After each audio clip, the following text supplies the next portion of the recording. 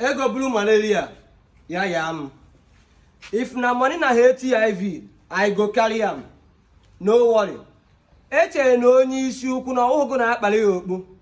Ntị adụkwa. Onye ejighị ego duka onye vu na streja. Onye owu na-asa ka ọ ga-esi nwetakwa na advice. Ndị ọla mmadụ na-ekiri m ọha na eze. O nwere okwu akpụ n'ọnụ. Yọtana. Ịgba na asị na anaghị ekwukpo ọjị okwu na tebụl. Yọtana. O nwere ibe nchọrọ ịkọrọ ụnụ.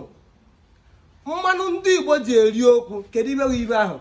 O nwere new track na-apụta ọfụọ mụ na ọja ọ natara chi. Ọja ọ natara na chi with Ezeinu001. Yọtana. Ndị bara unu ga-egwu a maka chi ga-egwu a nwanne ị ga-agbalili egwu a ka egwu ire a kameraman bịa nso ka a n'ihe a na-ekwu. Ihe ahụ mmanụ ndị Igbo ji eri okwu.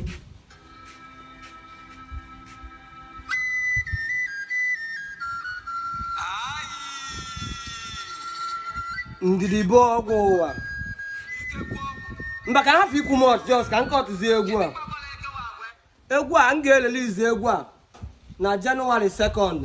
Gaa na all platform ebe ọ na ị na-download egwu jee chee egwu a wuchi Ezeinu001 Inu Igbo very very important. Ị mana onye tara ọkpa ya aṅụ mmiri ndị be ka ọ dịwa n'ụbọchị onye ohi ya akwa nne ka onye ọ na-achọwa ngazi ya na efere na-ewu ntị adụkwa. Ayi